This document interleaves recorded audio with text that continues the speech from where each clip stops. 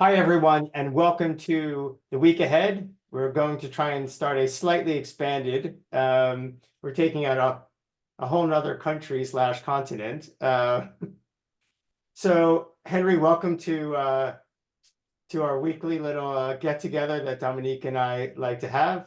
And we and all our clients, I'm sure, would be very much looking forward to hearing your views on Bank of England, and obviously anything on ECB if you want as well.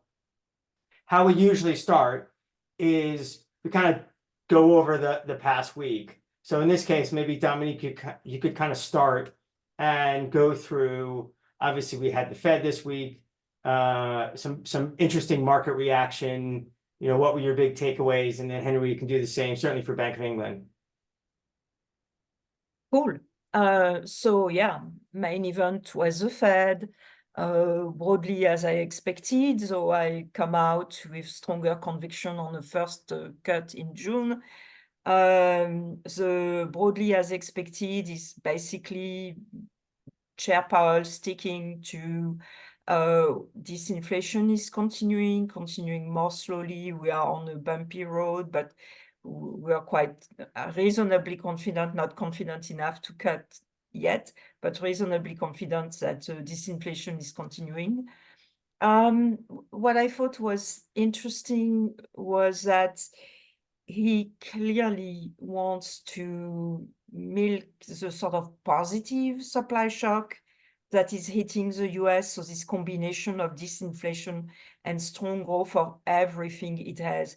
He is not going to sacrifice growth in order to go back to target faster. And that's how I read the small increase in both growth and core PC in 2024 in the SCP. So that was actually a bit more dovish than I thought. And that's basically why I come out with a stronger conviction on the Fed starting to cut in June. The bar for doing that is very low. I mean, he's raised core PC, Q4 core PC to 2.6% from 2.4%. You look at where it is now, 2.8%. So as long as core PC doesn't go up from here, I think we're quite guaranteed the three cuts this year. Oh, so you're saying by him raising the core PC, he's actually kind of giving himself even more room to still feel comfortable to be able to cut in June. Oh, very much so, because you'd expect, so first to make clear, the dot is not something negotiated and agreed by FOMC members, unlike the statement or even Chair Powell's spiel at the presser. It's something it's projections that are submitted independently by each meeting participant. The Friday before the meetings, they have a chance to revise them at the end of the first day of the meeting, but still, I mean, this is a guide of how they see the macro mix evolving over the next 12 months. So if they raise core PC, their core PC forecast at the end of the year, it means that they will proceed with their planned 3 cuts as long as as long as core PC is consistent with that raised forecast. So yeah, they are giving themselves more leeway. I think they'd like to cut. And what's your delta? What's your percentage on a June cut now? So before I was about 55% before the meeting. Now they say 65% to Okay, third. so you're relatively in line with where the market I am, is pricing. Okay. unfortunately, So but not sometimes even the consensus can be right. Sure. Okay, over to you, Henry. Yeah, certainly Bank of England, if you want to talk about ECB as well. So kind of, yeah, any surprises? What were your big takeaway? Were you surprised by market reactions as well? Yeah, sure thing. So I mean, thanks for having me on this side of the floor, so to speak. It's a more of an interesting view from this side. So I mean, I think the main takeaways from last week, I mean, focusing on the UK side was first we had the UK inflation. That came out a little bit more dovishly, so it was a bit of a miss versus what the market had been expecting. We'd been penciling in a bigger miss, so it was slightly less dovish, I suppose, than we had been expecting, and part of that was on services ticking back up a little bit. But the tone from the Bank of England was very much, I think, more dovish than had been widely expected, and certainly than what we'd been expecting as well. So for context, it wasn't a meeting where they update their forecasts, nor one where they give a presser. So it was never going to be that interesting. But at the same time, the voter pattern. So the two hawks who'd been basically going after a hike for forever, so Mann and Haskell, they both shifted to backing a pause. So we'd expected Haskell to shift, but Mann has been just sort of uber hawk for the longest time. That's really hard to tell whether she was actually going to shift. I wouldn't read too much into that. I think, I mean, their external members, they tend to be a bit more outspoken, so it's not that sort of not that kind of telling on that front. But the fact that they added in quite a lot of wording that came out a lot more dovish, I think, was more interesting. So the fact that they added in, for example, a comment around if they were to cut, they would still be pretty restrictive. So basically kind of opening the door to cutting, but trying to sort of, I guess, pare back expectations around that the market might have in terms of pricing too much in beyond that. Because bear in mind that where their policy kind of transmits to the economy is really in the 3 to 5 year swap space. It's not in the bank rate. So that's where they really care what's being priced in. So, I mean, broadly, it's kind of aligned with what we've been saying. We've been looking for a June cut since sort of February. Before that, we were actually looking for a May cut. So we've been consistently more dovish than the market through this. And interestingly, I think, obviously, I mean, dovish reaction, UK rates kind of bull steepened on the day, the sterling sold off. It's all kind of to be expected. But at the same time, the day after, so just this morning, on the Friday, the comments from Bailey, I think, were probably a little bit more interesting in many ways. He kind of doubled down on the idea of like cutting ahead, and also seemed to be suggesting that they would look through some of the unemployment numbers, so the very low unemployment numbers we've been getting from the ONS.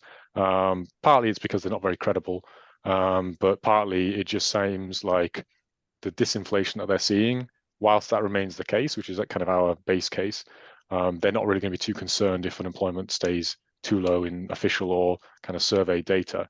And that had really been the reason why we'd shifted from May cut to a June cut, so become a bit more hawkish, was because we'd had these really strong unemployment numbers. So if the Bank of England is looking through that, it does raise the risk that they do decide to go in May instead, because that is an MPR. So that is a time when they're going to be updating their forecasts. But at the same time, I think my base case right now is that the data won't allow them to do that just yet. So unless we were to get a really big miss in the next few numbers, I would still stick for probably June, more likely, is when the data will force the hand. What is like the last 6 months UK inflation?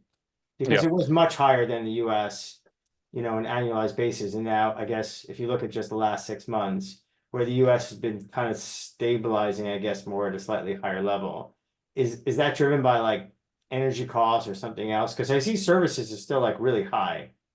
I mean, so there's a couple of things to sort of pass, I guess. The UK had a really strong inflation number, very big overshoot, partly on the way its energy pricing is constructed. So it's very backward looking. It sticks around for a long time. It used to be sort of half yearly. Now it's every quarter it revises in terms of household energy. And also the way that the UK in general pricing mechanisms work. So rent has been very, very strong, much stronger than the rest of Europe, partly because we have these far larger exposure to private landlords and buy-to-let mortgages. So basically you can almost pass that out as policy transmission, really, as in they hike rates and rents rise to kind of cover the mortgage cost. But then there's also a lot of things. For example, a lot of the pricing gets revised in April. So it tends to, on the way up in inflation spikes, rise faster, and then on the way down, fall faster as well, because it's looking at a later rate. And also some exposure to RPI as well, which just tends to be a higher rate. So there's a number of sort of metrics or mechanisms that kind of have forced UK inflation higher over this sort of whole period. I would say that, I mean, since the middle of, certainly since the end of 2023, but in services, we've seen basically a return more towards trend, the trend sort of monthly inflation. So if you annualize it, it's basically been back just around above 2. In core and headline, it's been probably from the middle of 2023 that's been sort of going on, which is one of the reasons why we've been quite dovish, that and the sort of pressure that the consumer's been under. Compare that to, I mean, the US has been sort of, it had stabilized around that same time, but then has had some volatility since then. Obviously, Dom can talk a lot more about that. Europe, by contrast, has really bounced recently. So partly that's just subsidies falling away, but it's something that the Eurozone, by comparison, is much more kind of concerned about. This is sort of Q1 bounce, I guess. And one of the reasons why we've liked basically receiving short-end sterling swaps versus short-end, paying short-end euro swaps as a kind of play of a more hawkish ECB versus pricing versus a more dovish Bank of England. So for a very long story, it's normalized quite a lot, actually. And there's a lot of different ways to cutting it where you can kind of pull your conclusion out, but it seems like the Bank of England's very much kind of coming around to that view as well more recently. Right. I was going to ask Henry, what does Bailey think about financial conditions? Because here in the US, financial conditions keep easing. So one of the journals asked Powell if that was a concern, and his reply was, well, you know, the labor market is rebalancing, so financial condition must be tight. So not very worried. Yeah, I mean, the Bank of England comment around financial conditions was basically that it's kind of a bit mixed. There's easing in certain places, but kind of tightening in others, and it's kind of from their kind of calculations, it remains it's looser than it was when the sort of peak of, I guess, just after all the hikes, but it's still comparatively tight. And I think versus sort of history, I think the important thing is we're still getting feed through of policy. So there's still people, for example, in the mortgage space who are, there may be the mortgage rate. Sorry, I think I froze during some of that, so we'll have to cut that out. Oh, sorry. Oh, no worries. Which point did you freeze? The about financial conditions in the UK. Okay, I'll just start that again. Probably try and be more pithy. So, I mean, in terms of financial conditions and what the Bank of England said about them, their comment was quite mixed in terms of them being tighter in some respects and looser in others, in terms of which market you look at. When you look at the kind of overall position, they do look comparatively tight versus history, but they have loosened a bit since the sort of peak in terms of mortgage rates, etc. I think one thing that is worth bearing in mind is there's still transmission of policy going through. So even though mortgage rates now are lower than they were, say, in September or the end of the last year, the people who are remortgaging will be remortgaging at a much higher rate still than they were sort of 3 years ago when they first got the mortgage on average. So there is still comparatively tight financial conditions. And we have seen that sort of weigh on the consumer. So UK consumer has been kind of running up its savings and very unwilling to spend too much in general, which may kind of fade away ahead, but for now it's still kind of comparatively tight.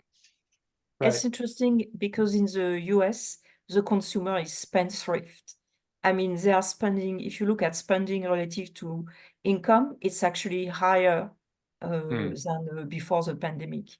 Yeah, I mean, it's something I think that the Bank of England is going to be conscious of, the fact that savings have been run up. People are very kind of a little bit concerned about the future. And if that does start to ease, what they don't want to see is this big spending suddenly coming back into the market and suddenly the firms having pricing power to raise costs, or sorry, to raise their profit margins and ramp prices up there. Because that's not so far the sort of qualitative kind of comments they've had has been that firms having trouble passing on prices, right, price rises. Okay. The last thing, just to tie it together, I had seen that where the US is continuing to run the government, pretty significant deficits. The UK government's been, I guess, much more conservative, and that potentially should have a knock-on support or hindrance for the economy. Do you guys see that as well? I mean, Def- so Dom can probably talk. Definitely. Yeah. And I think it's a difference between having the world currency and not having it. I mean, basically, this gives the US enough rope to hang itself and keep building this huge deficit. In the UK, I guess the budget constraint is much tighter. Yeah, I mean, definitely. But so, in short, yeah, the chancellor's basically had his hands tied by a lot of budget rules. There has been some easing, but a lot of the easing has been kind of based on trying to sort of support the supply side as well. Tax burden's very high. I think this is a sort of a situation that I don't think a change in government's really going to change. They're going to still be equally kind of hands tied, really, with regards to the sort of OBR rules.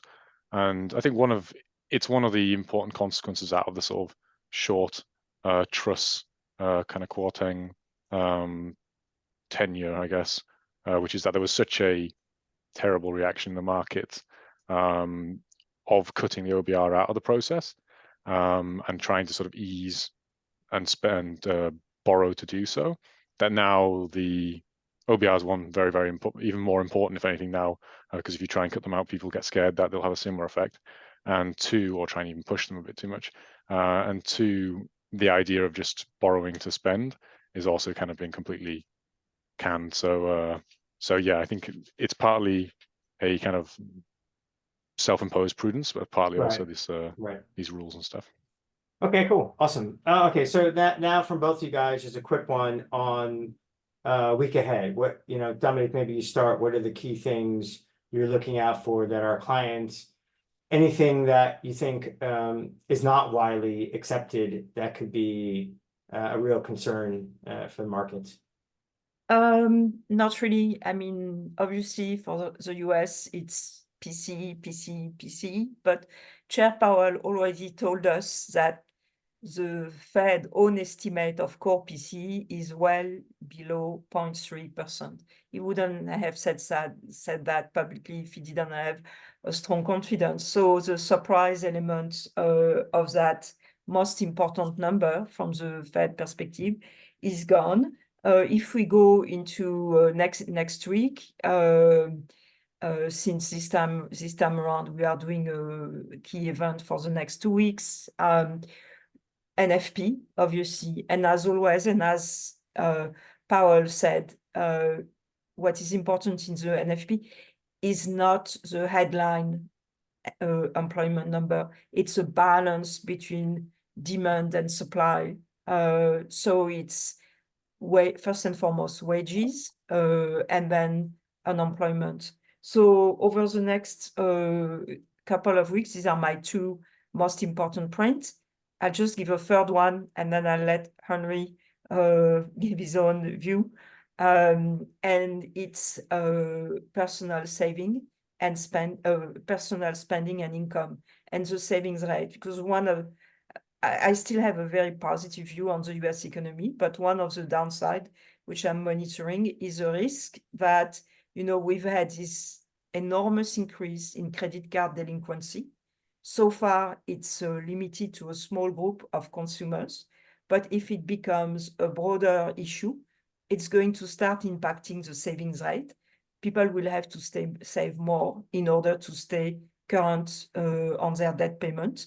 And that could have a growth impact. So not my base case scenario by far, but definitely monitoring very closely. And that's why the savings rate in my books is the third most important data point over the next couple of weeks.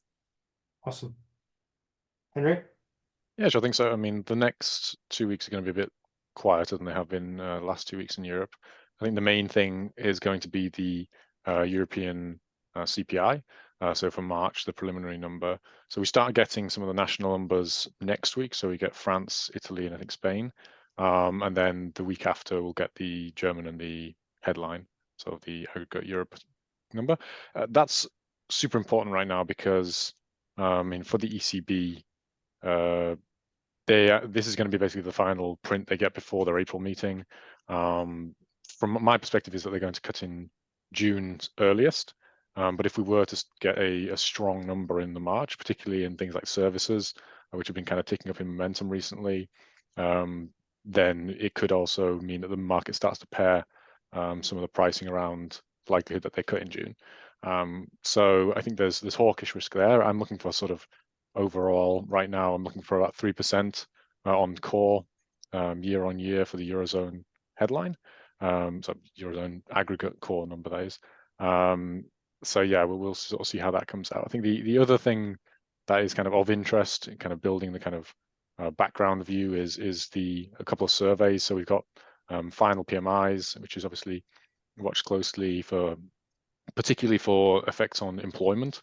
So whether the companies are still hiring and pass through of costs, particularly on services more than manufacturing. And then we also have the UK Decision Makers Panel survey, which comes out at the start of April. So that's the thing that will basically, it's a survey of companies or businesses.